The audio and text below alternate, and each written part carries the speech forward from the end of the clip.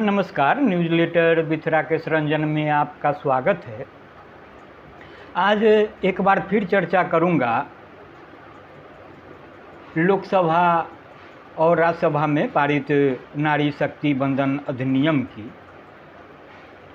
संसद के दोनों सदनों में नारी शक्ति बंधन अधिनियम के पारित होने पर बहुजन समाज के कई बुद्धिजीवियों और विचारकों ने अपनी चिंता जाहिर की है, जबकि संसद में पिछड़ी जातियों के नेता, जिनके पूर्वजों ने पहले ऐसे बिल का भरपूर विरोध किया था, पिछड़ी जाति की महिलाओं के आरक्षण की मांग उठाते हुए भी इस बिल के पक्ष में खड़े नजर आए।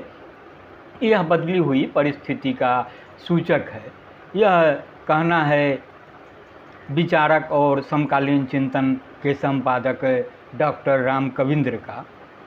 राम कविंद्र लिखते हैं कि इन विचारकों की चिंता दो बातों पर है।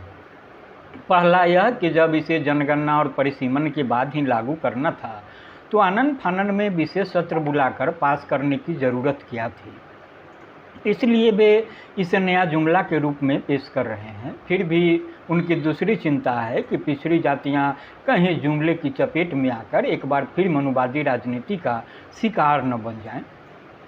दलितवादी एवं बहुजन विचारकों की चिंता चाहे जितनी जायज़ हो, लेकिन राजनीतिक धरातल पर जाकर निष्प्रभावी हो जाती है। 15% के खिलाफ 85% की राजनीतिक एकता का नारा हम 1980 के दशक से सुन रहे हैं, लेकिन आज देश का प्रधानमंत्री 85% के खेमे का है और राष्ट्रपति भी। तो देश के बहुजन को धोखा कौन दे रहा है? उसे अपने अस्तित्व के खिलाफ खड़ा होने की अचेतन अवस्था में कौन डाल रहा है, और वैचारिक तौर पर उसका सबसे खतरनाक दुश्मन कौन बन गया है? यही आज अहम सवाल है।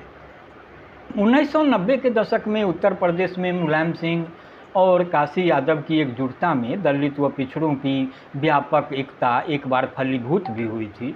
उसी तरह बिहार में भी लालू प्रसाद के नेतृत्व में पिछड़े, दलित, आदिवासी और अल्पसंख्यक समूह भी एकजुट हुए थे और उसका नतीजा भी दिखा था, लेकिन वह तुरंत बिखर गया और फिर एकजुट नहीं हो सका।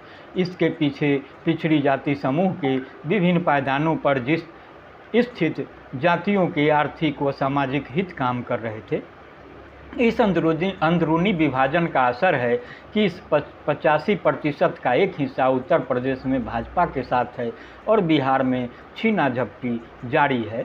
झारखंड में भी मिलती जुलती तस्वीर है। जातीय गठबंधन में यह टूट फूट पिछड़ी जाति के अब तक उपेक्षित हिस्सों की सत्ता में हिस्सेदारी पाने के प्रयास का नतीजा था। इसके तहत उत्तर प्रदेश में गैर यादव पिछड़ों और गैर जाटव दलितों का एक हिस्सा भाजपा के खेमे तक पहुंच गया। बिहार में भी नीतीश के नेतृत्व में ऐसा प्रयोग देखा जा चुका है। आज भी कई छोटे बड़े इलाकाई नेता इस प्रयास में हाथ पांव मार रहे हैं। उत्तर प्रदेश में तो अम्बेडकरवादी राजनीति के सबसे बड़े दावेदार बसपा की छवि भाजपा की बी टीम जैसी हो गई है। एक समय तो इन्होंने ब्राह्मणदलित एकता का प्रयोग भी किया, जिसे पूंजीवादी विचारकों ने नया सोशल इंजीनियरिंग बताकर महिमा मंडित भी किया था, लेकिन काठ की वह हांडी दोबारा नहीं चढ़ पाई और बसपा सुप्रीमो की छवि दागदार हो गई। इस कमजोरी से उबरने का रास्ता खोजना भी पिछड़ी जाति के इन विचारकों की जिम्मेदारी है। हम इस दिशा में इनकी पहलकदमी और सफलता की कामना करते हैं। ये सारे बदलाव भविष्य की नई संभावना की ओर इशारा करते हैं और तब इनकी जिम्मेदारी बनती है कि इन जाति समूह के मजदूरों व मजदूरिनों की तथा अन्य गरीब गुरबों के एजेंडा की पहचान करें और उस पर उभरते संघर्ष को हवा दें। फिलहाल सच्चाई तो यही दिखाई पड़ रही है कि दलित और पिछड़ी जातियों का एक नया खेमा अपनी पहचान की दावेदारी के साथ आ रहा है और नए नए गठबंधन की संभावना और संघर्ष के नए एजेंडे को जन्म दे रहा है। सभी उत्पीड़ित जातियों के बीच एक नया विभाजन भी पैदा हो रहा है।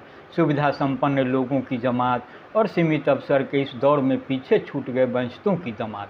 इससे उनके बीच निश्चित तौर पर वर्ग संघर्ष की नई परिस्थिति पैदा होगी और वही निर्णायक संघर्ष की ओर ले जाएगी। इसका स्वरूप भविष्य में ही तय हो पाएगा। लेकिन एक बात तय है कि यह संघर्ष सबको समान अवसर हासिल होने के बाद ही रुक पाएगा। समय चाहे जितना लगे, रास्ता चाहे जितना पेचीदा हो। तो आप इसे सुने और गुने। इतना ही। नमस्कार।